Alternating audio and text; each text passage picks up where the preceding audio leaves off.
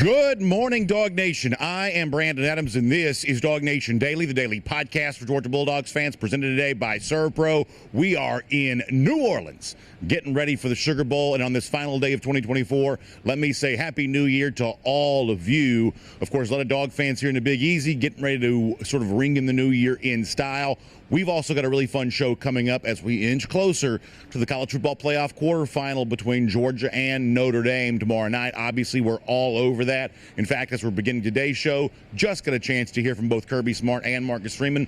We'll talk a little bit about what they had to say, and we'll look back at everything that sort of came out of a very busy day for UGA yesterday. That plus Connor Riley going to join us live here on the streets of New Orleans, and we'll hear from the great former Georgia quarterback Jake Fromm on today's show too. And oh yeah, by the way, the playoff quarterfinals actually begin tonight, so we'll preview a lot of college football bowl action coming up today as well. So let's get into it all. Glad to have you with us for it. It is DawgNation Daily, the daily podcast for Georgia Bulldogs fans, presented today by ServPro, and it begins right now. Today's episode of DawgNation Daily is brought to you by ServPro. Cleaning, restoration, construction. Presented by DawgNation.com. This is DawgNation Daily, the daily podcast for Georgia Bulldogs fans. Here's your host, Brandon Adams. It is absolutely gorgeous in New Orleans here this morning. We're on the streets here doing the show today. We're kind of elevated in our media headquarters hotel, kind of right across, actually, too, from Georgia's team hotel, too. So it's been kind of an interesting spot to be over the course of the last couple of days or so. Getting closer to that Sugar Bowl, obviously talking a lot about that today. Today's edition of DawgNation Daily, presented by ServPro, going to be a lot more like a traditional show. Now, we're on the road, so it's going to feel a little bit different. But after yesterday's really fun media day broadcast, we were kind of live in that scrum and throwing elbows and trying to see what we could get. Today's going to be a little bit more of a chance to sort of talk about what's going on and kind of set the stage for everything that's going to take place tomorrow. We've got two great guests coming up. Jake Fromm will be with us in sort of what has been kind of his normal Tuesday spot during the season. And Connor going to step out here after having just been in the press conference with Marcus Freeman and Kirby Smart a moment ago. Connor Riley going to step out and join us in the show live, so we'll talk to him about some of what he has seen. In fact, let me begin right there before going back and looking at something that I thought was really interesting yesterday. So this was the final time that we'll hear from both of these coaches before the game. And the way the media schedule typically works for a big bowl game like this, even in a situation like this year where Georgia and Notre Dame both have spent far less time in the city on location for the game they would in previous years. Previous years, you're essentially in New Orleans for a week, or if it's the Orange Bowl in Miami for a week. Obviously, neither of these teams spending as much time here in New Orleans, but the regular cadence, once you get to the sort of back half of that, ends up being basically the same thing, where, you know, on the last day prior to the game, both teams essentially go dark. We won't hear from Coach Freeman anymore. We won't hear from Kirby Smart anymore. Really won't see the players either. You know, if you're in the bowl city during a game week, it's not uncommon to see players out and about, you know, doing things, enjoying some of their free time. That's historically sort of been what bowl games have been about. But in that kind of final 24 hours, it seems like everybody sort of goes into the bunker. You don't hear or see from either of the two teams after that. And the press conference this morning is sort of the kind of lid, if you will, on all of that. And it's also one of those things where the coaches and the media and perhaps many of the fans sort of a similar position here of, at this point, it almost feels like, in terms of questions and answers from these coaches, it almost feels like everything that could be said has been said. I don't know that a lot of news came out of what we just saw from either Freeman or Smart. I guess the one big takeaway that I got from that discussion, and this was a little bit of a theme with some of our interviews as a part of our Media Day event yesterday here on DawgNation Daily. I think the one big takeaway that I got was the appreciation that Kirby Smart has for Notre Dame as a brand, and what Marcus Freeman says he's, you know, certainly learned about, you know, the other side here with Georgia. You know, you look at Georgia in its previous appearances in the college football playoff. Think about its three previous college football playoff semifinal wins. In the 2017 season, that came against Oklahoma. The 2021 season, it came against Michigan. In 2022, that semifinal win came against Ohio State. These are 3 playoff wins for Georgia. You're always happy to have them. But in particular for Georgia, it's 3 playoff wins against 3 of the biggest programs in all of college football and the kinds of teams that maybe when I was a kid you could only dream of Georgia playing. These big, you had to, it would take a video game or something to match Georgia against Oklahoma or Georgia against Michigan or Georgia against Ohio State. But obviously in the Kirby Smart era, those are the kinds of games that Georgia's playing. And here we are now, once again in 2024. Now this is obviously not a semifinal game, but it's another playoff appearance where the Georgia opponent feels as big, Notre Dame, as any of the other semifinal matchups that it's had. So that's one of those things when you listen to Kirby Smart and Marcus Freeman talk, and you kind of see this sort of final moments prior to the game itself. That's the one thing I think that's sort of reinforced with for me is just the magnitude of the Georgia brand after having been on this national stage for as many years as it's been there. And the prestige of the Notre Dame brand, when you see those 2 helmets, the unmistakable golden dome for Notre Dame, obviously the big red helmet with the powered G for Georgia, they look good side by side. I think they create an interesting contrast with each other. And, I think it makes tomorrow night's game feel as special as it's supposed to feel. Now, I think the other kind of backdrop around some of this is, and I'll invite you, if you missed yesterday's show, to go back and watch it. We had a chance to talk to Sean McDonough. Sean's going to call the game, of course, along with Greg McElroy. And the question I posed to Sean is, and this is obviously based on many of the conversations I've had with so many of you, one of the questions I posed to Sean is, hey, for a lot of Georgia fans, while they obviously would agree Notre Dame's a big fan base, a lot of heritage and prestige, and obviously have a big following, but a lot of Georgia fans have seen this team in the playoff a couple times before. They remember the 2012 BCS title game, which is admittedly now, a good ways, a long time ago. But they feel like they've gotten experience with Notre Dame in big games. And most Georgia fans have not really been impressed by what they've seen. And there is a belief among some Georgia fans that while it may not be a guarantee of like which version of Georgia shows up tomorrow night, there is skepticism about whether or not a Notre Dame team that lost to Northern Illinois and hasn't really won big games on the national stage in a long time. We don't, maybe think as much about the Indiana win a couple of weeks ago. How ready Notre Dame is for all of this. And I thought that Sean McDonough gave an interesting answer on that.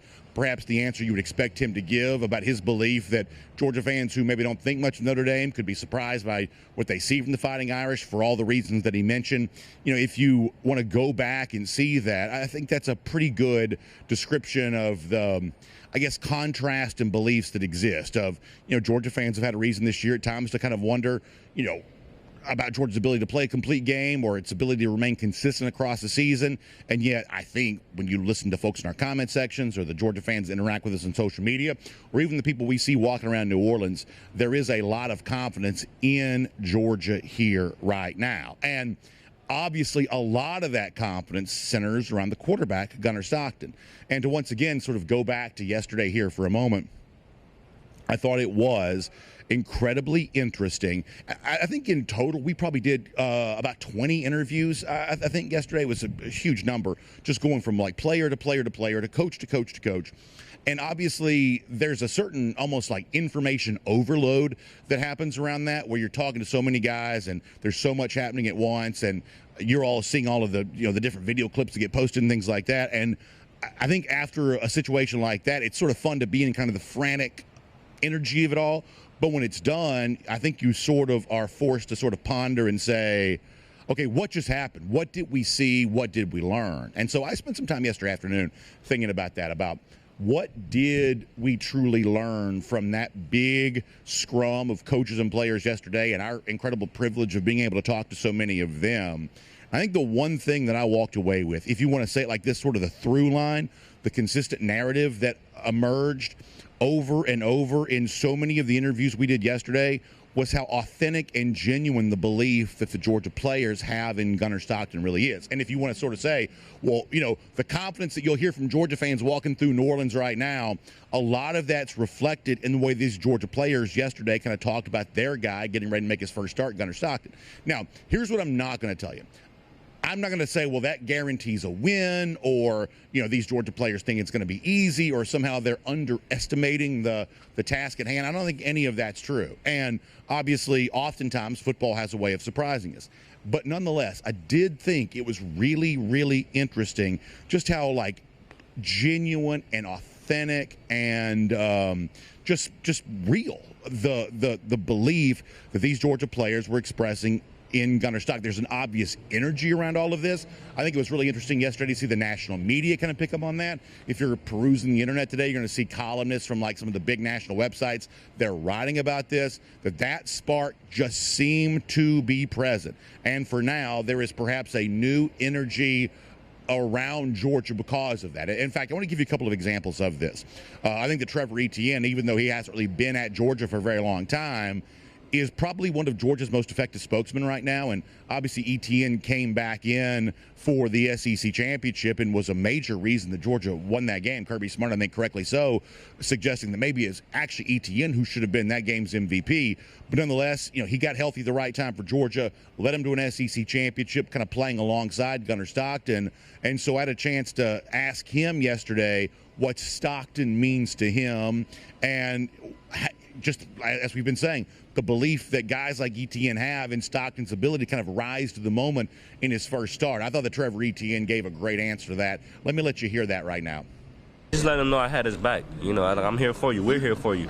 That just wasn't a bump for me. That was kind of like the whole team. Just letting him know that we're here for you. Come out here and be yourself, man. Have fun with this.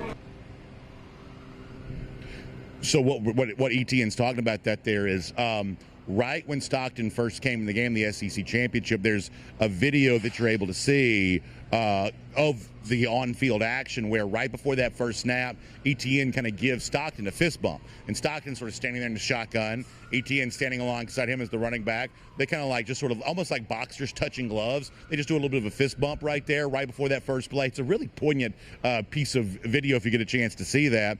And right there, Trevor Etienne sort of describes just his belief. Hey, we're all here for you. We want to play with you. Obviously, the statement that Kirby Smart made yesterday that's kind of gotten a lot of attention is the fact that, Kirby says everybody wants to play harder now for Gunnar Stockton. And I don't think that's got anything to do with sort of a lack of faith or a lack of belief in the previous starting quarterback, Carson Beck. I don't think there's any kind of dislike for Beck. In fact, I would invite you to go listen to some of the stuff that Tate Ratledge said yesterday about his belief that Georgia's not where they are right now, if not for Carson Beck. Coming back in at the end of the SEC championship, whether he played against Georgia Tech, some of the moments down the stretch in which, Beck made some really big throws for Georgia that kind of led them to where they are right now.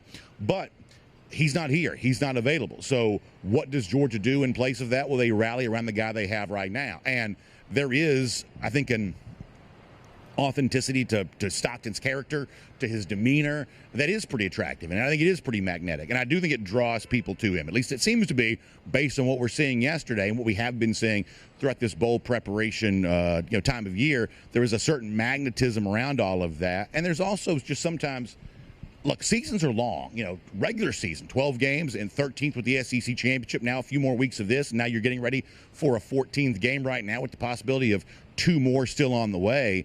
Every now and then, it's just sort of good to have an energy reboot. And, Georgia's always sort of prided itself on complementary football, offense and defense working together. And now, you hear from defensive guys yesterday, they say, hey, we want to, step up our game. We want to play our best defensively so this offensive unit can be comfortable. And we're going to expect them to score some points so we can go out there and kind of play free and easy. It sort of feels like the version of Georgia we've gotten very used to during this kind of championship run. Sort of sounds like some of that's on display. Now, to also keep the discussion going about kind of what they're saying about Gunnar Stockton, the belief that exists around him, maybe from one of the guys on this Georgia team that perhaps knows him the best. It's tight end Oscar Delp, who obviously going to be on the receiving end of some throws from Gunnar tomorrow night, but also a guy that lives with Gunnar Stockton. They're roommates. They know each other well, and obviously someone like Delp has seen the side of Gunnar well before he became the starting quarterback. And the fact that right now he just seems to be embracing all of this without a whole lot of stress, or doesn't seem to be too nervous. Right now, everything about this, Gunnar Stockton seems to be taking all of this in stride. And Oscar Delp talked more about that yesterday, too. Here's Oscar. Yeah, we make practice. Coach Smart does a really good job of preparing everyone, giving everyone reps. Gunner's been getting reps with all of us since he got here. I live with Gunnar. I've been throwing the ball with him since I met him. And to have a guy like that practices as hard as he does, it doesn't make it hard for that transition. Coach Smart does a really good job of making practice harder than the game. So Gunner's ready for it. We're all ready for it. We've been getting reps with him for 3 years now, so it really never skipped a beat. I mean, we just got told that he was in, and we were all excited. We were all happy. No one was worried. No one was nervous. We were confident in him. We were excited in him, and he was confident in us. I think that's great stuff from Oscar Delp. And, ultimately, the job of being a starting quarterback in the college football playoff quarterfinal against Notre Dame in the Superdome with the eyes of the world watching you, that's not really a test that you can cram for. You can't start getting ready for that 2 weeks ago. Even if it's your first start, it's the kind of thing that you have to have been in preparation with for years. And when you hear Oscar Delp describe that, that is certainly the case for him, that Stockton has been preparing for this moment for years. The old Kirby Smart phrase of working while you wait.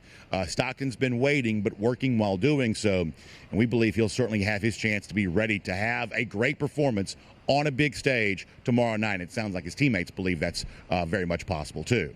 My name's Brandon Adams, and this is DawgNation Daily, the daily podcast for Georgia Bulldogs fans, presented today by ServPro. We are live in New Orleans. It is gorgeous here. There's a buzz already this morning, New Year's Eve. Everybody getting ready for a fun time here on French Quarter, Bourbon Street, this whole area around here, but also getting ready for tomorrow night's game, too. We're excited about all of that. We're happy to have you with us as we cover it for you. Brought to you today by our friends at ServPro. Now, listen, if you walk around the streets of New Orleans long enough, you're going to see all kinds of messes, and some of those you may not want to ask too many questions about exactly what that is. But if you've got your own mess to clean up, and with your property, maybe that's caused by fire damage, water intrusion, something like that.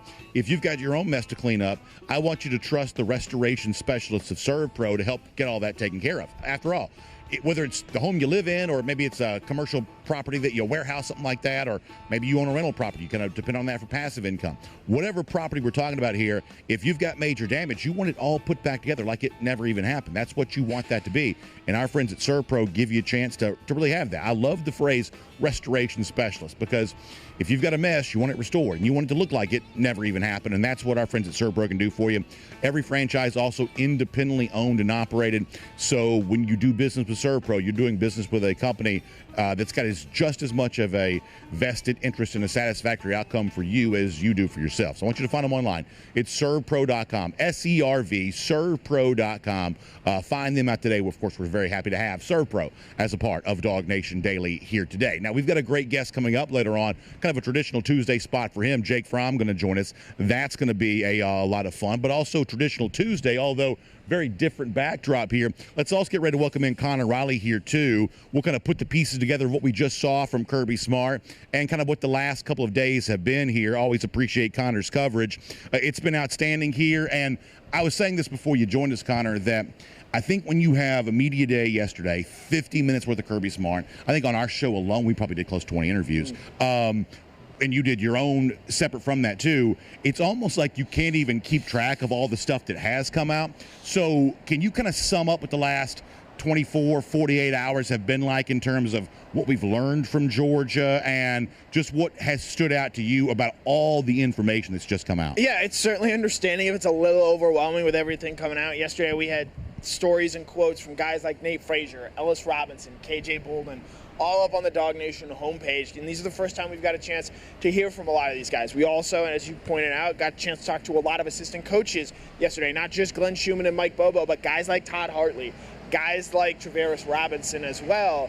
And so going into this game, it's a little bit of a mixture of, okay, part of this is the Notre Dame prep aspect of it. Part of this is the where is Georgia football at as a program as we end 2024 here. And it's a program that feels a little bit and this is something you've touched on over the course of the year, like a shift in eras where, in part because that's just the way the college game is changing. But, Georgia, the early dominant team of the 2020s, back-to-back national championships. I don't think that we're going to see a team like that in college football again, specifically like that 2021 team or even that 2019 LSU team, 2020 Alabama team. Although that was a COVID season, so who knows if that really counts. And so just with the transient nature of all this, there are guys that we talked to yesterday that, quite frankly, are probably going to hit the transfer portal in a few weeks once Georgia's season comes to an end. And so it's just sort of all about figuring all that out and balancing all that out. But it does sort of feel like a team in between two different eras right now. but this is still a team that is more than talented and capable of winning a national title this season, in my opinion. So let me say this from the perspective of a Georgia fan who has the great privilege of being able to cover these stories and be a part of all of this. I am personally happy that the discussion about what's coming next hasn't encroached too much on the Sugar Bowl and college football playoff conversation. You certainly get the sense that whether it happens on January the 21st or it happens on Monday, or Thursday, one way or another, there's a very big discussion to be had about what the 2025 roster is going to look like and how all that's coming together and how much of the incoming freshmen are going to be contributing on that and what Georgia's going to be doing in the transfer portal, bringing in. Obviously, that's a lot of open issues and who it still stands to lose. You get the sense, and you can't help but notice this if you're around the team and around kind of the mood here this week, there's a very big conversation to be had. But for me, I still want to see Georgia win the games it's playing right now and worry about the other stuff later on. And as I've said on the show, Georgia hasn't really brought in transfers yet. We also don't have a lot of announcements about guys leaving Georgia yet as well. That's a trade I'm more than happy to make. Hold off on who may be leaving. Also not really bringing anybody in. Just keep the main thing, to use an old Kirby Smart cliche, and try to find a way to win these games. And then after that, big conversation to be had. I am really glad, though, that hasn't encroached too much on this playoff right now for UGA. Right, and we just had another Kirby Smart press conference with Marcus Freeman, and in that you hear all questions about this game tomorrow and about that, and not a whole lot, if anything at all, about what comes next for these teams in the couple of days, because one of these teams is going to have their season come to an end on Wednesday night here in New Orleans. And so I think with just the way that the sport is right now, it's interesting to see how teams go about finding this balance. Some teams have already taken in transfers while balancing out the college football playoff run. You've seen Ohio State do that. Oregon been active in the transfer portal as well. Whereas I think Georgia, as much as 2025 looms as we sit here on New Year's Eve, they're still razor focused and locked in on what this game means tomorrow, because this is, quite frankly, why you come to a place like Georgia to play in games like this. And there's value in that. Georgia, I think, has an experience edge in this game.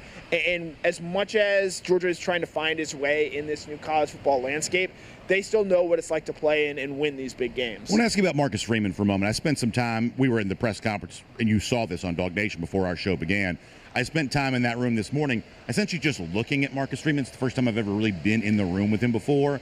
And the thing that I was kind of reminded of is similar situation a year ago looking at Mike Norvell. And I think we're in a weird time in college football where we're post-Nick Saban. Kirby Smart is sort of, based on his accomplishments, kind of the king of the sport from a coaching standpoint.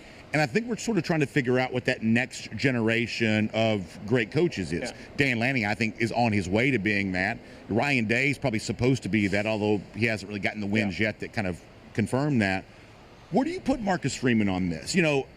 Last year was a pretty successful year for Notre Dame. They probably didn't get a lot of attention for that. This year, despite the really bad loss to Northern Illinois, they've racked up a lot of wins, and most of them have actually been pretty comfortable. They're not playing a lot of close games necessarily. Is Marcus Freeman on his way to being a great coach? Because last year you might would have thought that Mike Norvell was on his way to that, but after this year, all of that's very much called into question here right now. He's probably taken a step back in many people's mind. Where do you put Marcus Freeman within the hierarchy of coaches perhaps on the rise in college football? He's sustaining what Brian Kelly did at Notre Dame. I think he has them at that same level.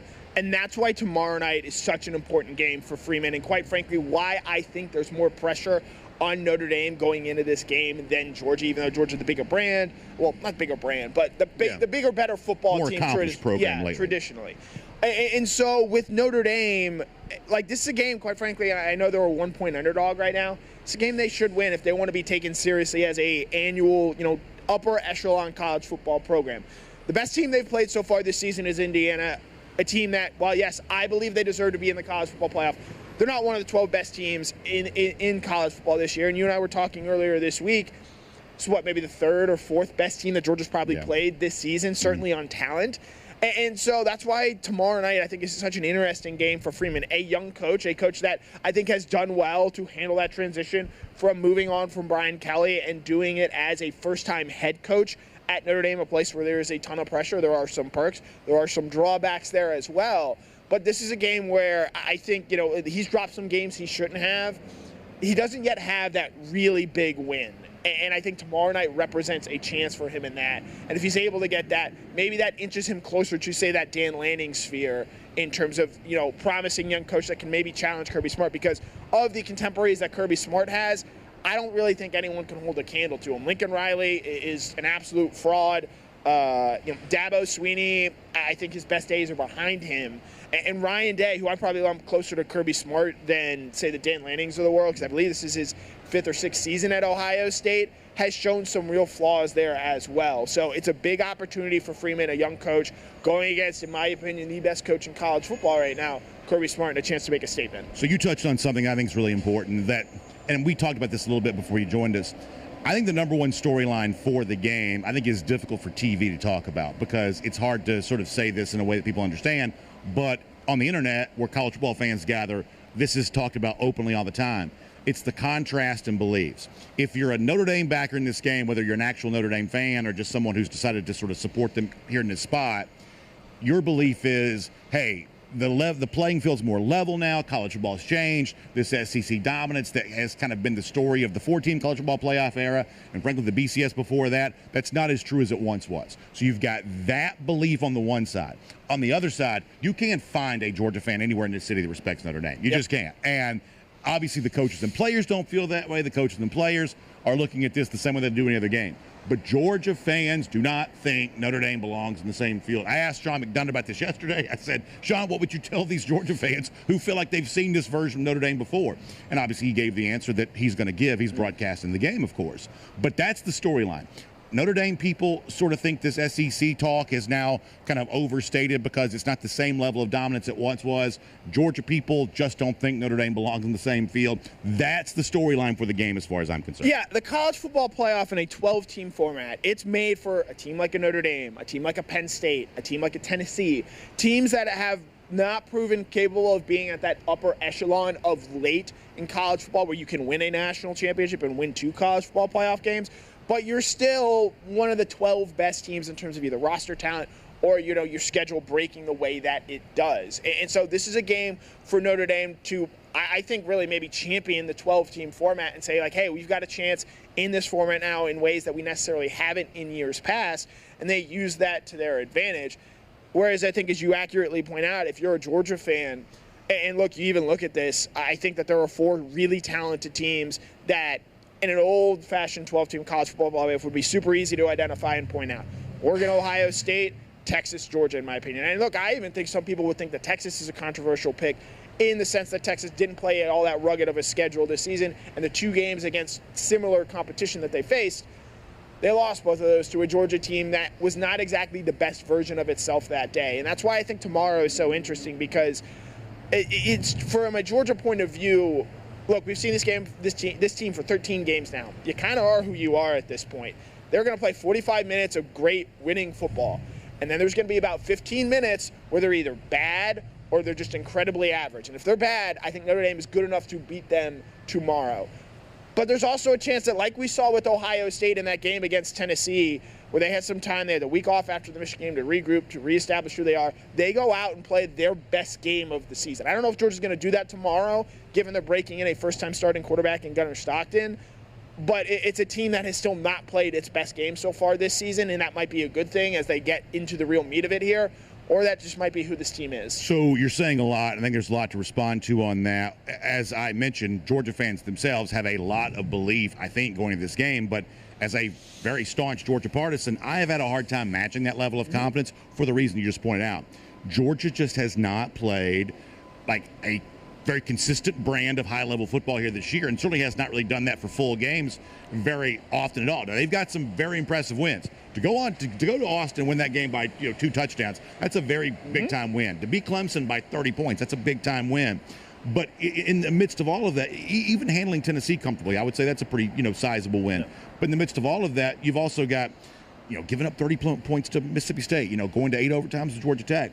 You've got at least enough not great moments for Georgia this year, whereas someone who desperately wants Georgia to win tomorrow, and in the back of my mind believes it probably will sort of look like it typically does when the SEC matches up with a team like this in the playoff. In the back of my mind, I can't shake the feeling of what Georgia has been this year when it's not been at its best, because not being at its best is something that Georgia's been somewhat frequently. Do you think this Georgia team has maybe played to its competition a little bit this year? I think typically Georgia does. People forget this. The 2022 season is sort of chalked up as they blew everybody out, and for the most part they did. But in games in which Georgia knew it couldn't lose that year, it didn't play all that great. Nope. It sort of sleptwalked through Mississippi State. It was freezing cold in Kentucky. They just want to get that thing over with. Like there was like a Samford game where they just kind of messed around. Trailed after the first quarter against Georgia Tech that year. That's right. So even when Georgia blew everybody out along the way to a national championship, with the exception of Missouri and Ohio State,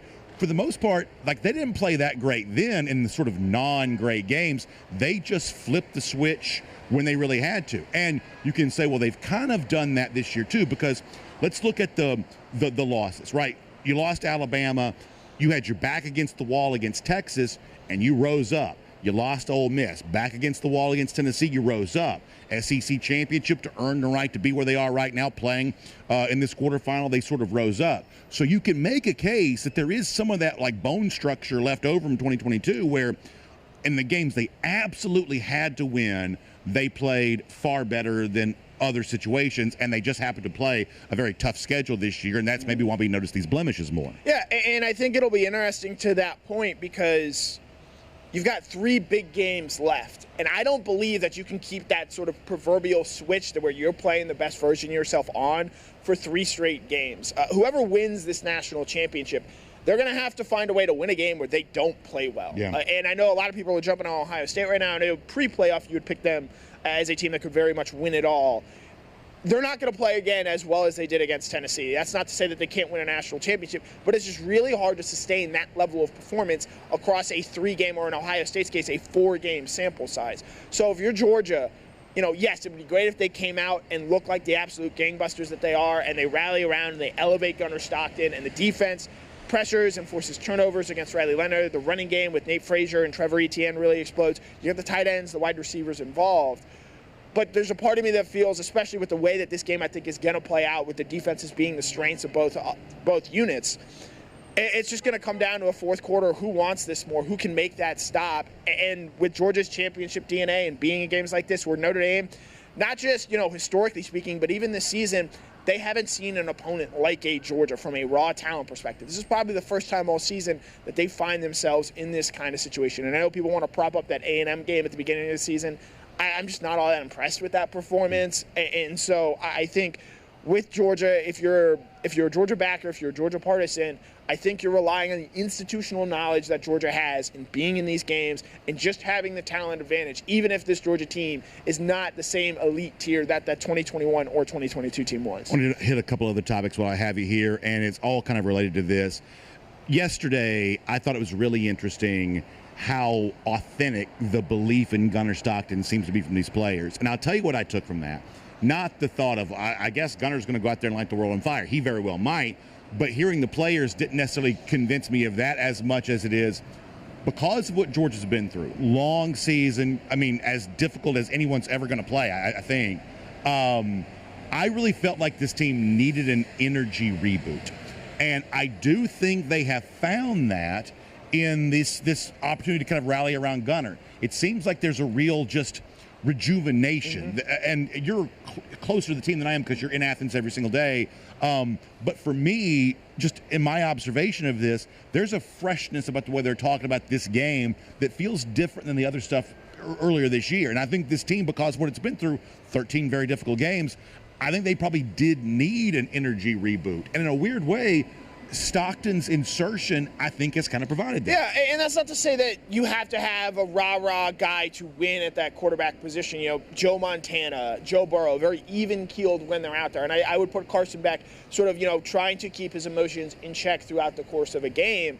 And I just think because of the way that this team has had to fight through this season and get to this point, it responds really well to Gunnar Stockton going out there and running over a dude and then talking to him on the way back to the huddle, like that happened against Texas. I can even remember going way back to when he was in high school. Obviously, Gunnar is who he is off the field. Quiet, mild-mannered, very respectful, just a guy that, not to use a terrible cliche, but a guy that you would like your daughter to date. Sure. And then he goes out there in that game against Prince Avenue Christian when he's playing for Raven back in 2020, and he's talking in the middle of that game, celebrating like, that's not who I thought Gunnar Stockton was in terms of my first experience with him. And that's just who he is. And I wrote a story about it on DawgNation yesterday. You know, the difference between who he is when he's away from football, what he's like as a roommate, what he's like as a person, and then who he becomes when he steps in between the white lines and sort of, you know, again, to use the proverbial metaphor, flipping a switch and becoming just an absolute psycho. And I think this team really responds to that. I think this offense, which has been up and down all year, I think really responds to his energy and what he brings to the table. And the defense, not dissimilar in my opinion to what happened with Stetson Bennett in the 2021 season, sort of rallies around this guy that wants to play for them and wants to play through them. So along those lines, we had a chance to talk to Tate Ratledge yesterday. I don't know if this came up when you spoke to Tate. I think it was actually Cody who asked him the question. He talked about Carson Beck. And people kind of want to do this thing about, you sort of notice this sort of echoing in some of the national media coverage of this especially, that somehow the embrace of Gunner is a rebuke of Carson. Mm-hmm. And people will use a quote from Kirby Smart to kind of, you know, sort of further that point or whatever else. I thought it was really interesting to hear Tate Ratledge yesterday say, hey, I don't think we're here without Carson Beck, whether it be because of the final play of the SEC championship or the courageous performance against Georgia Tech. I think it's possible to love Gunnar Stockton and think that Gunnar Stockton gives this team a spark. I think it's possible to believe all those things without thinking the worst about Carson Beck, too. Yeah, I wrote a story about this, I guess, on what was Saturday now when he announces that he's declaring for the NFL draft. Carson Beck was a very good player at Georgia who was penalized, punished, mocked in some senses because he was just simply not a great player. And you know, like, again, it's very difficult to be great and to get to that upper tier. And he had aspirations of getting there, of being a Heisman Trophy winner, of leading this team to a national championship. And he didn't, unfortunately, get the chance to get there. His season cut short because of that elbow injury. And look, it's been an up and down season for him. You know, led the SEC in interceptions. He also led the SEC in touchdown passes as well and was massive against Tennessee. I think as we get further away from it, that performance to end the Georgia Tech game is going to be something that I think should be remembered fondly for how well he played. And look, you know, not all this was on Carson this season. The offensive line was super banged up. Trevor Etienne missed 3 games due to injury. The wide receivers having the issues that they have with drops there. And so with Carson, I think as we get further away from this season, you know, and let time sort of do its thing, I sincerely hope that we don't remember, you know, the discussions and jokes about his car, his dating life, et cetera, and things like that. And someone who truly left it all out there on the field and came back in the SEC championship game, started the first play, ended on the last play, and found a way to get this team to an SEC championship. And listen, when I have a bias, I try to be very honest about it. And I do have a little bit of a bias here. I can't lie. I do prefer 84 F-150s over Lamborghinis, and I do prefer, you know, cow pastures over like TikTok. I mean, I just like. I mean, there's a lot about the aura of Gunnar Stockton that is my personal preference. I can't lie, and yet at the same time, I'm not going to let that personal preference for me cloud the judgment of the fact that for 2 years Carson Beck really did play a pretty high level of football for Georgia. It's probably not going to end the way that he wishes it did. It's probably not going to end the way that Georgia fans perhaps wish it would have. But that doesn't mean that it wasn't. I mean, listen, if Ladd and Brock don't get hurt at the end of the 2023 season, it's probably a very different discussion anyway. So I just think that's really important. And to kind of, I guess, finish the Carson Beck part of this, I am glad to hear Kirby Smart say that he will be here tomorrow night. I think that was a really poignant moment in 2021 when Stetson Bennett had stepped in leading Georgia to the championship, and yet so many scenes from the sideline was JT Daniels, to his credit, because this would not have been an easy thing to do, sort of talking to Stetson and showing him what he's saying. JT was always a very smart processor, helping a view from the sideline to Stetson Bennett. That was a really cool image during that time. I really hope we see some of that from Carson Beck with Gunnar Stockton tomorrow night. Absolutely. You want to see him be involved and be a part of this team because, as Tate pointed out, they're not here without Carson Beck. And Carson Beck, because of the way that he sees the game and the way that he's able to process things, I think that's going to help. I think, you know, some of the character questions that maybe some people have about Carson, if he's engaged on the sideline, if he's helping out Gunnar in that regard, I think that's going to do a lot of goodwill to the people that may not have exactly liked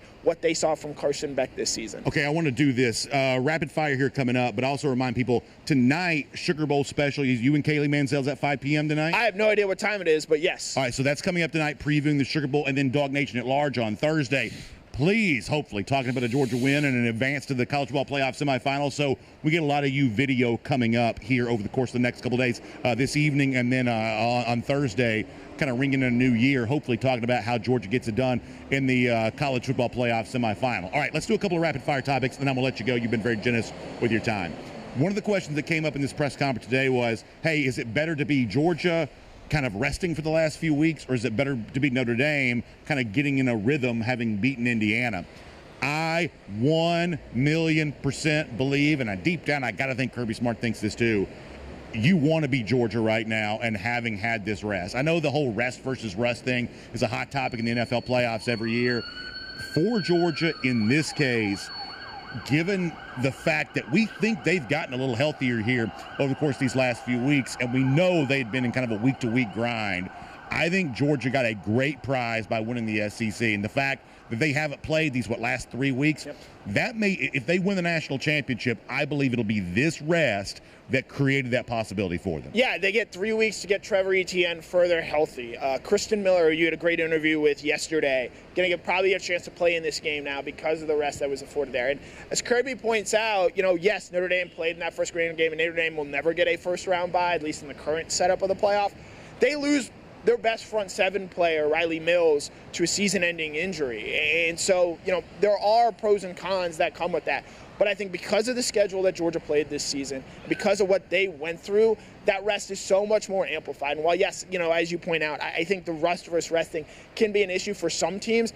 With this Georgia team, I actually think because of the time off, they're going to be re-energized in a way that maybe even an Oregon or a Boise State doesn't have the chance to show just because of everything that it took for Georgia to get to this point. Connor, great stuff. We'll see you on video tonight. We appreciate your coverage. Honestly, so much fun stuff to read and keep up with. I know Georgia fans have enjoyed it, and obviously tomorrow is the big one. Enjoy New Year's Eve tonight in New Orleans. It's a very festive city here today. I think New Orleans does big events very, very well, and so it's been great to be here. It's been great to be here with you. We'll look forward to playing more. Likewise. Can't wait for it, and hopefully we're talking about a Georgia win tomorrow. Hopefully so. That's great stuff there from Connor Riley. Let's get ready to go cruising around the SEC.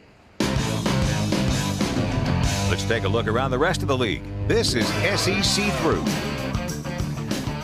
So it's funny, we're hearing and seeing Georgia fans all throughout the week, and so many people come up, we'll be on that Dawg Nation cruise, looking forward to being there and being a part of that. And I don't know, you can't help but be kind of in the festive atmosphere of New Orleans without thinking about what we get a chance to enjoy coming up in April on board Utopia of the Seas, the gorgeous, as of right now, newest of the Royal Caribbean cruise ships. Can't wait to have you there and be a part of all of that. We, of course, appreciate our friend Jessica Slater, travel agent specially selected for us by Royal Caribbean to help get all of that done. You can email her, jslater@dreamvacations.com. You can give her a call as well. Number, you see that right there on your screen if you're watching on video. We just love what Jessica does. We love all the exciting stuff going on with the Royal Caribbean.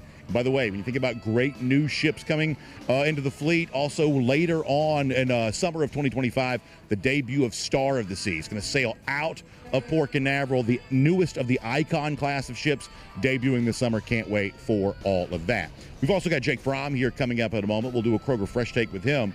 But prior to that, we'll go cruising around the SEC here, courtesy of Royal Caribbean. Matt Zenit's 24/7 Sports reporting that Zachariah Branch, his brother Zion Branch, these have been transfer portal targets for Georgia. Zachariah Branch is probably the player you know most about. Certainly for me, of the two Branch brothers, he's the one I'm most familiar with. An electric wide receiver, former elite recruit. As blazing a speedster, you're going to see, dynamic in the kick return game too. Georgia had a chance to host both Zachariah and Zion Branch. The other Branch, Zion, is a defensive back, kind of fitting a need that Georgia perhaps has at safety. And I think at one point in time, Georgia has been thought, and I think still now also, to be major players in pursuit of the Branch brothers. But Zenit's reporting that after the visit to Georgia, and then it was a visit to Arizona State, that it sounds like the Branches now have other visits planned. You've heard lately about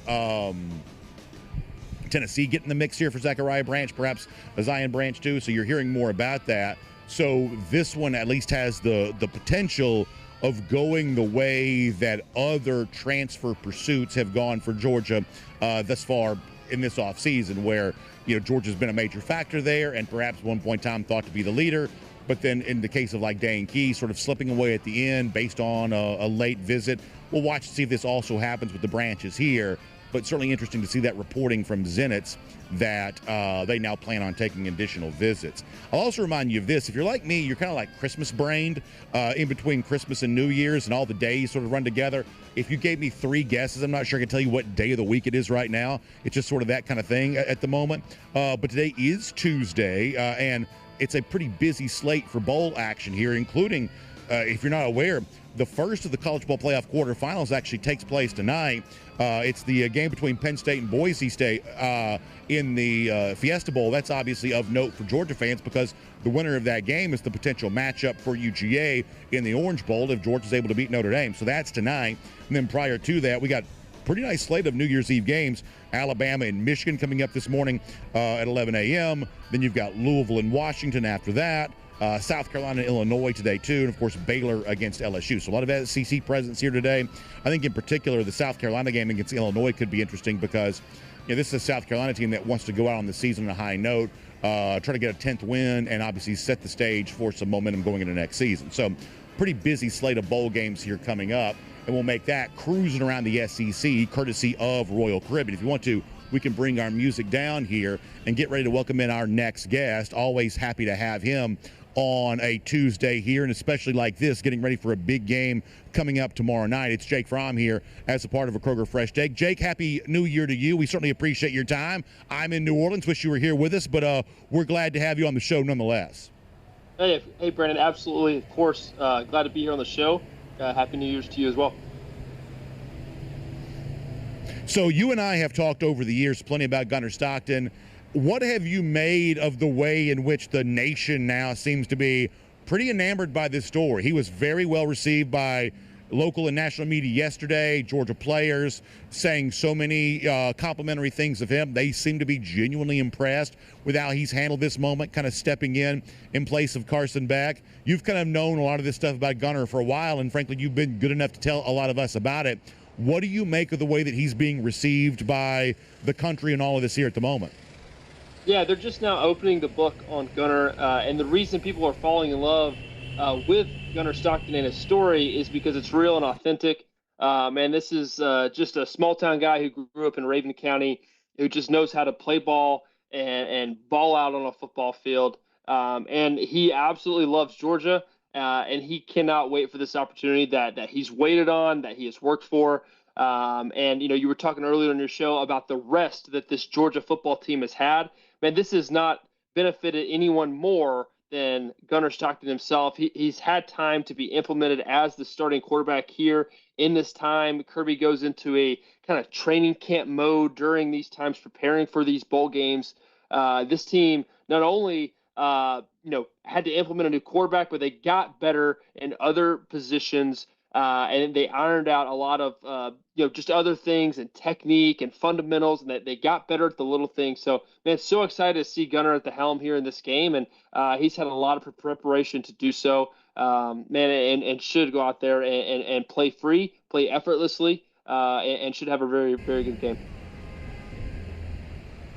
How important do you think the belief that the players have in him is? Because I'll tell you, Jake, as someone who's interviewed Georgia players, even going back to the time when you were playing at UGA, you can sort of tell when players are saying what they feel like they're supposed to say, and you can sort of tell when it's kind of coming from a more authentic place. And, I mean, I just really felt like we probably did 20 interviews yesterday. I really felt like over and over again, what the players were saying about Gunnar and their belief in him, it doesn't guarantee performance, of course, but, man, it seems to be coming from a very real place with these players. How much energy does the rest of the team get a lift when everybody seems to be on the same page with their quarterback the way that Georgia seems to be right now going into this spot against the Fighting Irish? Yeah, man, I think you make a great point. The quarterback position in and of itself is such a natural leadership position, and guys want to follow the lead of their quarterback. And man, when that quarterback leads with a great example and is real and authentic, it's so much easier to buy in to that. And guys just feed off that. They feed off that energy and they respect it.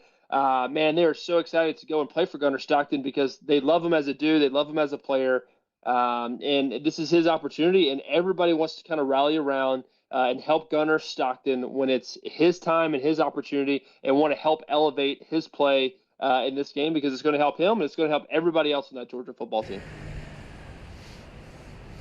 So obviously a lot has been made of how similar Gunner's story is, at least in one respect, to your story, because your first ever start happened against Notre Dame. Obviously, you came in the week one against Appalachian State, but made your first start against Notre Dame, and now Gunner's getting ready to do that too. You know, you grew up a fan of the sport, Jake. What was it like kind of looking across the field and seeing Golden Dome helmet, very recognizable brand? Obviously, the backdrop of Notre Dame Stadium is like one of the things you see in movies, right? What was it like for you, or perhaps you were just so into your own moment that you weren't thinking that much about it, but when your first start came against such a storied program, did that have any additional impact on you?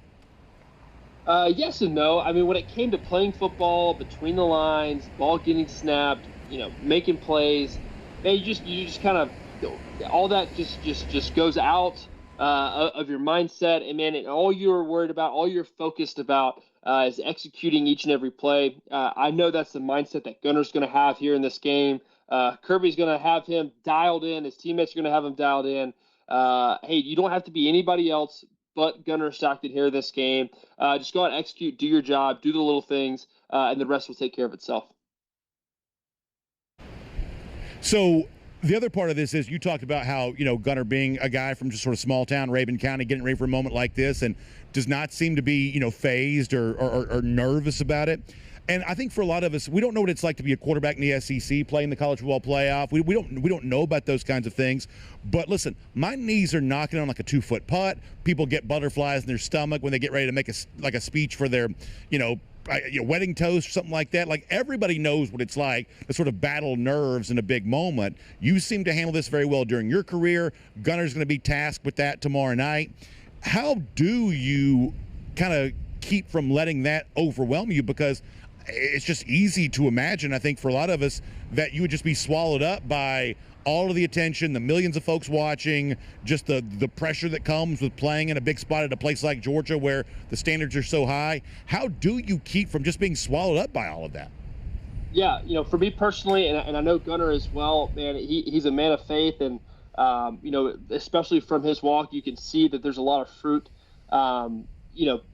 being developed from his walk. And so that's number one for him. And then number two, his preparation.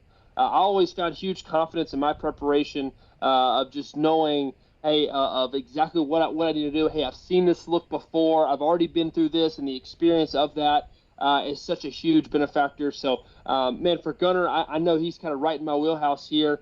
He's a man of faith, and I know he prepares like harder than anyone else there on that football team. So I know he'll be ready, man, and you'll just be able to see him get to things sooner and be able to process quicker because of his preparation as well. So beyond Gunnar Stockton, Jake, what else is going to decide this game as far as you're concerned? There's a lot of attention being paid to Riley Leonard as a running quarterback. That's something that Georgia at times has had its issues with. I think there's also belief, despite the injuries to Branson and Roderick Robinson, that the Georgia running game may be kind of coming into form here a little bit because Trevor Etienne is now back playing. It seems like Georgia on the ground could be quite a formidable force tomorrow night. Outside of the Gunnar Stockton part of all of this, what else do you think is going to help decide this game tomorrow night?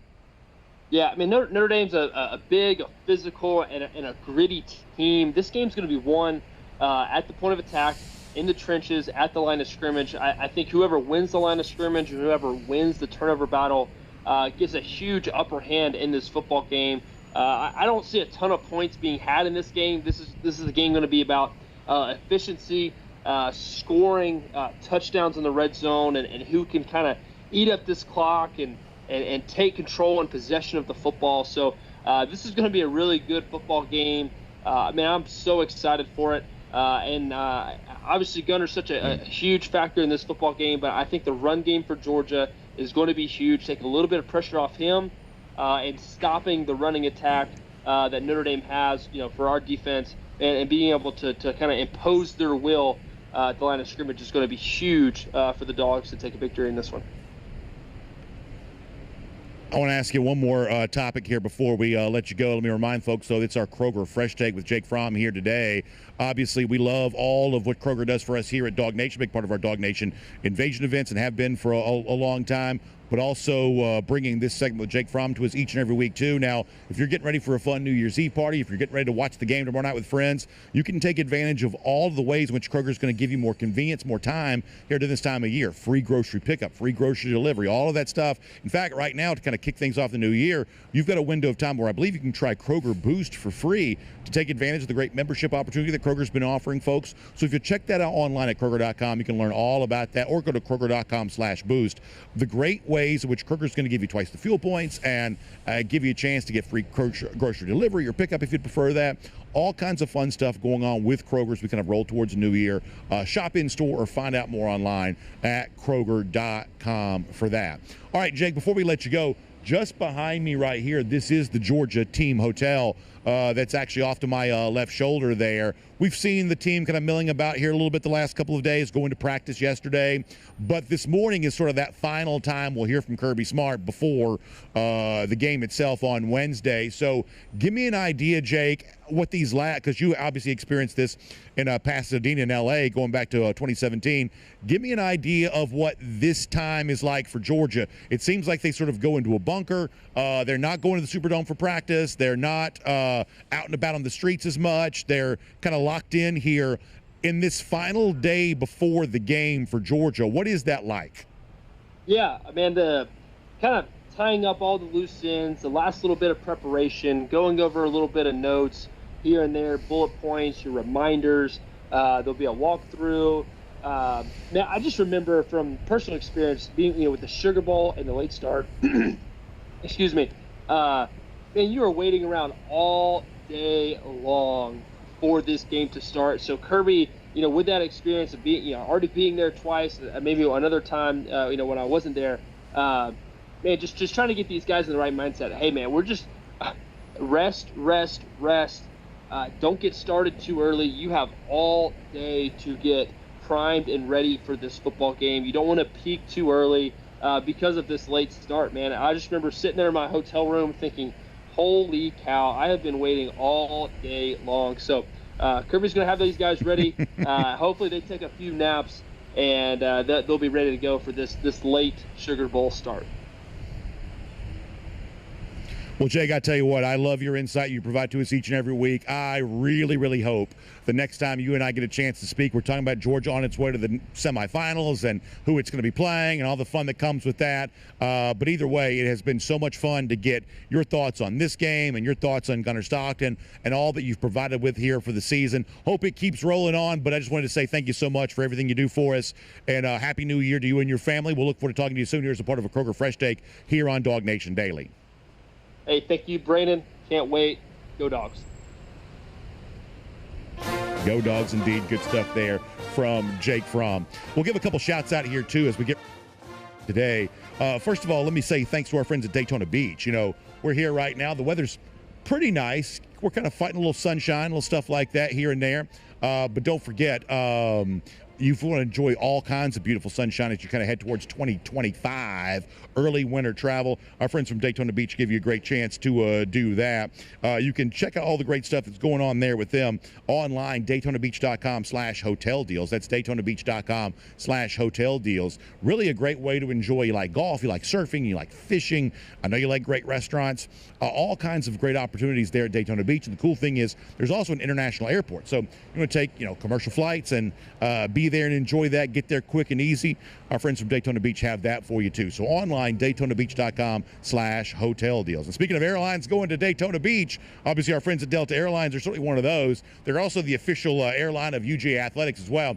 And I love the video. It's really one of my favorite things. And I was jealous of our good friend Cody Chaffins who got a chance to do this on Sunday. Seeing Georgia arrive in that gorgeous Delta chat and all the fun that goes along with that. Of course, Delta's done a great job of taking care of Georgia for a long time. It's such a beautiful image when you see Georgia landing where the playoff is taking place, wherever that might be, in this case, New Orleans. You love that. Delta has been kind of connected with Georgia and supporting UGA as the official airline going all the way back to 1980. Believe it or not, they took Georgia here to New Orleans for that Sugar Bowl at the end of the 1980 season. It sort of was a national championship for Georgia, and all these years later, they're still doing all that here for UGA. So we appreciate Delta Airlines and their support for the Georgia Bulldogs, and it's fun to be able to talk about them here today on DawgNation Daily, too. And with that, we'll get ready to wrap things up.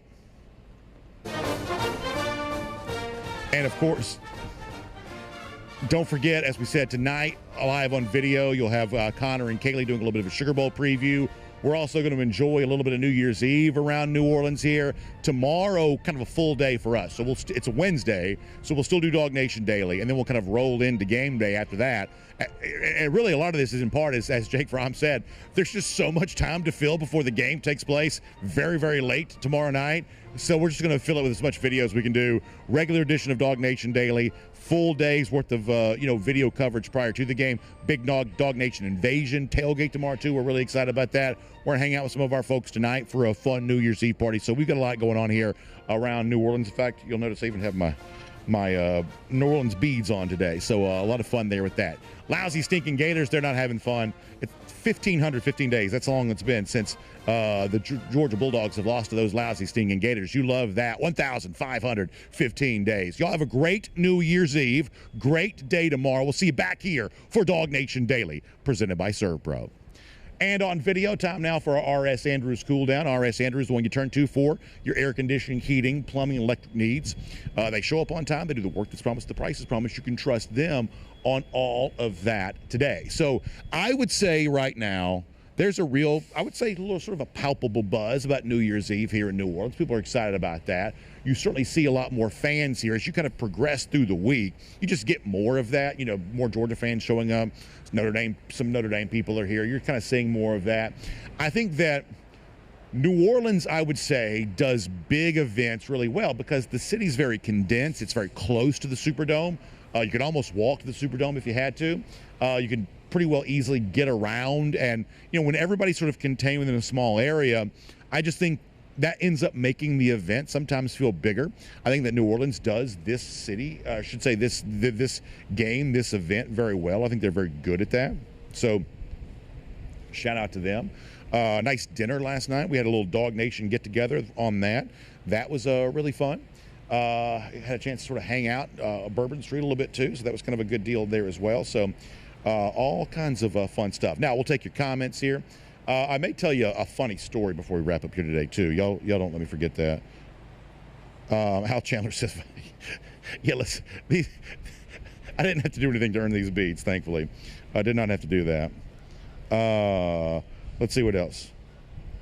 Miriam Corbin, appreciate the kind words. Thank you so much. Thank you so much. Appreciate that, Miriam. That's very nice. Miriam also mentioned your neighbors shooting off fireworks forever. Yeah.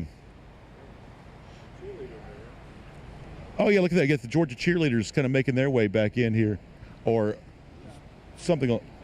Yeah, so we're right across from the team hotel. It's been kind of bustling a lot here the last few days, so there's a lot of fun stuff going on with that. Ken Holcomb kind of pointing out that most of the press conference questions a moment ago were to Marcus Freeman and not Kirby Smart. Honestly, I think the Georgia guys are just sort of burned out at this point. I don't know that anybody ever officially asked Kirby about Roderick and Branson Robinson, not being here. I don't think that was ever officially asked. Maybe it was yesterday, but that's like the one thing I guess could have been asked. But I think a lot of those, and I was in the room, so I guess that's my fault for not asking a question either. But I think a lot of those Georgia guys are just sort of burned out at this point in time. Greg Knight says, where's the Dogs party at tonight, BA? We're here in New Orleans. I tell you what, let's try to find that out. Hit me up on X or something like that, and we'll see if we can get you connected. If you'd like to be a part of our DawgNation Invasion, I think there's this chance we might still be able to get you in if you're going to be here. So we'll see if we're able to. We'll see if we're able to do that. Terry Shell, thanks for the kind words. I appreciate that. Let me check out YouTube here for a moment too, see how those folks are doing. Let's see if we can get into the YouTube comment section here. Yeah, here we go. Got some YouTube comments rolling in here. A lot of folks obviously also getting ready for fun New Year's Eve there as well. Oh, Jonathan Aaron pointing out that I don't have any powdered sugar on me. It's been the biggest battle of the week. So I have not been to Cafe Du Monde yet. I think I'll hopefully get a chance to go today. But our hotel does serve beignets with breakfast. So, I mean, listen, I've gained so much weight. Golly, I've gained so much weight. I look like Jabba the Hutt on camera right now. So I've been eating way too many like beignets in the morning. But also, like for y'all, those of you who don't know, beignets are sort of like a rectangle-shaped donut. Kind of like a combination between like a donut and a funnel cake, probably. Fried. They're so good. So good. They've got to be about 1,000 calories each. They're so good. They have powdered sugar all over them. So pretty much everything I wear is either red or black. And the black Georgia apparel that I wear frequently does not... That's not a good combination with the powdered sugar. So I'm like leaning over the table trying to eat my beignets, keep from getting them all over me. So far, I've succeeded in that. I think I probably told this story before. I guess the last time George was here, I went over to Cafe Du Monde. In fact, do you want to go to? We should go to Cafe Du Monde today. Get a little coffee, a little beignets. We should do that. I'm sure it'll be not a very long line at all here on New Year's Eve. I'm sure it'll be easy in and out on that. But the point is, I went over to Cafe Du Monde and got some, beignets. Got just head to toe. Just, I mean, I look like an extra from Scarface. I just head to toe, just covered in powdered sugar. Get back on the elevator to go back up the hotel room. This girl in the elevator goes, "You've been to Cafe Du Monde." So to give you an idea of how sophisticated I am on a regular basis, I had so much powdered sugar on me that it was obvious that I'd been there. So yeah, there you go.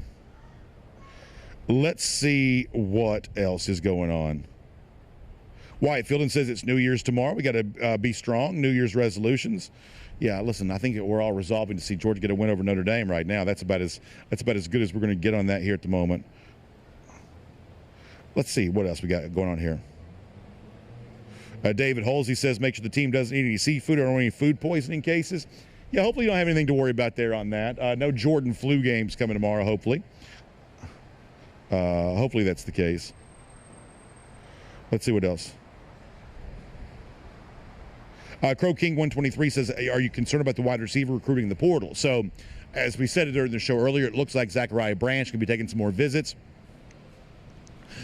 I've said this now a few times, and I think that maybe some Georgia fans feel differently. All I can do is sort of share my own thought about this. If the trade-off for Georgia having a pretty drama-free portal so far, you didn't have any kind of like, I mean, you could have talked to any player you wanted to yesterday, and you could have all asked them whatever. Nobody is like complaining. Nobody's, I mean, Georgia's had a couple of guys leave, but it's not been some mass exodus. There's not a huge dark cloud hanging over guys currently on this roster ahead of tomorrow night's game. We're also not, naive. We know that a few Georgia players are likely to probably leave. We would expect that to be true. But the transfer portal right now in terms of who's leaving Georgia is not a distraction for this team.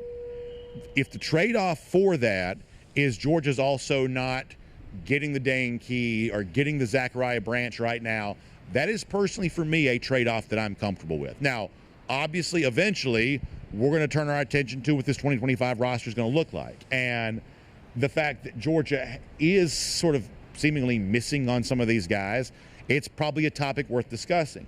But for me right now, I can't get too worked up about that in light of Georgia's in the midst of trying to win a national championship. And I'm not criticizing Georgia fans who, do want to pay more attention to it. I just am actually pretty thankful with the idea that most of the chat here this week has been about what's going to happen on that field between these two teams tomorrow. And the way in which I thought the first round playoff games were just sort of overtaken by portal talk and, NIL whatever and just all kinds of peripheral stuff. The best that I can tell, the quarterfinal stuff hasn't really been that way. The quarterfinal chatter so far has mostly been about the games themselves, and I'm pretty thankful about that. Let's see what else. Jerry Dogs fan says Marcus Freeman won Coach of the Year today. The Northern Illinois coach got shafted, which is very funny. Very funny. Taylor Russell mentioning Colby Young, and Obviously, there's a long way to go on whatever legal situation's happening there. But, I mean, we had video the other day of Colby practicing. Cody shot it. Beautiful touchdown catch. I mean, there's also probably a door open for perhaps Colby Young to return to this team. And if that happens, based on like the transfer, whatever, and the junior college stuff, all the stuff that's out there, given all of that, then there's, perhaps still some, chance that Georgia, has a pretty big piece perhaps returning in the case of Colby Young. Let's see what else. A few more comments here. Brodo Baggins also mentioning, based on the Diego Pavia junior college ruling, maybe Stetson Bennett will come back too. Yeah, maybe that's the case. Paul Moon pointing out that Jaden Rashada was the guy that threw that touchdown that Colby Young caught, and that's exactly right. Let me go to DawgNation.com for a minute, and then after that we're going to kind of wrap things up here. We will do a show tomorrow, probably a little shorter tomorrow, just to be honest with you, because we got to get all kinds of game day stuff going. But we'll set the stage. We'll kind of set the scene. Try to have some fun with that. That should be good. Let's say hello to our folks here at DawgNation.com, and then we'll get ready to bounce out of here after that. Hope you've enjoyed it all this week. I feel like that one of the things we've gotten, I think, way better at last couple of years, I would say the shows on the road sort of feel a lot more like the normal show, which I really like. Still a little bit different anytime you're doing this. I would say it kind of feels a little bit more like that. So I've got let's see. I've got DawgNation.com up. I'm seeing the show. I'm not seeing the comments yet. I don't know if it's my user error or what. Not seeing that here at the moment. Let's see if we can try that again. Okay, now I've got it. Now it loaded. So let me see if I can get a couple of DawgNation.com comments. We'll get ready to bounce out of here today. I hope you're all getting ready for a very happy new year. Garrison Tucker asking if Gunnar Stockton brought his truck to New Orleans. I was joking with some of our folks yesterday that I thought in media day, Stone Cold Steve Austin style, taking it back to the 1990s, that Gunnar might just drive that truck like right into the media day. I thought he might do that. He did not, but it would have been cool if he did. I will say that. Senior Dog 54 says lots of beads, but keep your shirt on. Yeah, listen.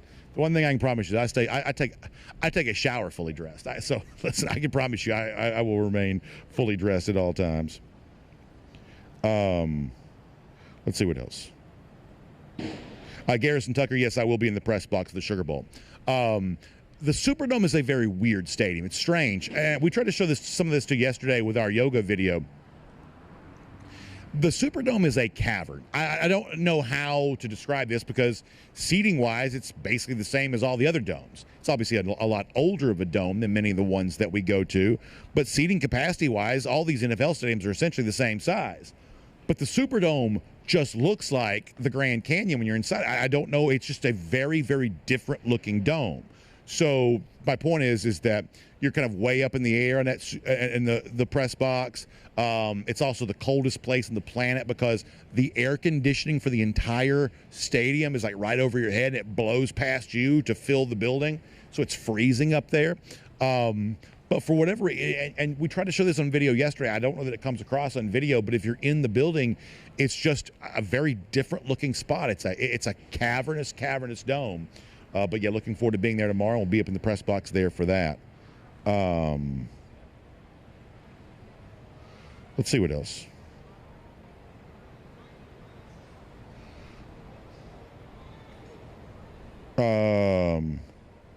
See if we can find a few more comments.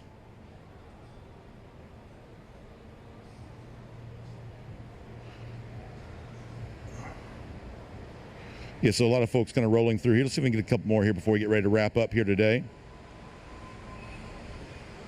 DT says the Superdome has a great lunch buffet every day. My company office was next door. We would go there for lunch. Really, that's really interesting.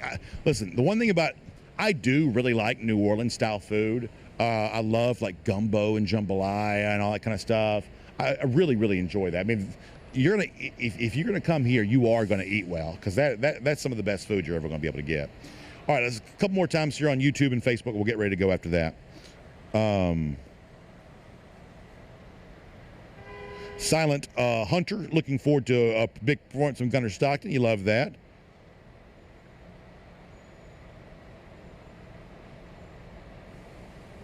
Frank Patterson asking about how many rushing yards Georgia's going to get tomorrow. Boy, I mean, I'd love to see them get up there when you start to factor in the Gunnar Stockton part of this too. I'd love to see them approaching that 200 number. I think it'd be awesome. I think that the way this team played, offensive line and running game in the second half of the SEC championship, I think is the kind of thing that probably instills a lot of confidence. I certainly hope that's the case. Hayes Calloway checking in. Good to see Hayes here. Taylor Russell on the stories the Superdome could tell. Yeah, a lot of big-time events have taken place there. We were talking about some of this yesterday. Some of the big basketball games. I think the Jordan shot against, was it Georgetown in the early 80s? That was there. Was the Keith Smart Indiana game also there too? Yeah, they were saying the Chris Webber timeout. Chris Webber timeouts. A lot of Final Fours and things like that have taken place there at the Superdome. That's the case. Andrew Hughes, thanks for the kind words. Appreciate that. Jaron Lopez on receiver stepping up. Yeah, I mean, I think the group that I'm probably the most excited about, we talked to Oscar about this yesterday, and we talked to Lawson Lucky too. Georgia tight ends are playing really well right now. So when you think about a group stepping up, I feel like that group could be on its way towards stepping up too. So a lot of fun. I'll close out with a story here, and we'll get ready to go and let y'all get on with your New Year's Eve here. So we're doing the show. We have a nice, I think, really nice scene setting, kind of backdrop for this. We're right here in New Orleans, and so Cody, who's kind enough to help on-site produce for us, he and I were talking yesterday. So we got to find a spot to do the show from. We don't want to just do it standing behind a wall. We want to try to make it interesting if we can. We had a very big hotel, lots of potential options. So I'm sort of going around yesterday looking for a place we might could do the show from. Kind of going to a big ballroom. Had to swipe my key card to even get in there. Got in there, noticed this is several floors up. We're probably 8 floors up off the road. Notice there's a chance to sort of exit the ballroom and kind of be outside. So you think about kind of a high elevation looking over the skyline. Beautiful place to do the show. So I get out there. Do you know that door closed behind me? And I'm locked out of the hotel, essentially on a catwalk, 8 stories up. I started panicking. I had to call Cody. He had to come find me, get to where I was, open the door, let me back in. Otherwise, I would have had to sleep out there. So those are some of the adventures that take place when we're here and doing what we're doing. But it's been a lot of fun. We got plenty more for you. Broadcast tonight, full day tomorrow, including DawgNation Daily, and a chance to watch this Georgia team hopefully get ready to get a big win against Notre Dame tomorrow night. The talking is almost done. The game is almost here. We are excited about that with you. And, of course, we appreciate our friends at R.S. Andrews who make all this possible as well. You can find them online, rsandrews.com, for your air conditioning, heating, plumbing, and electric needs. They show up on time. They do the work that's promised. The price is promised. Don't let a plumbing emergency ruin your holiday weekend or your football watching plans. If you need that water heater replaced, in many cases, R.S. Andrews can do that for you the same day. So find them online at rsandrews.com. So next time we speak will be tomorrow morning. It'll be game day.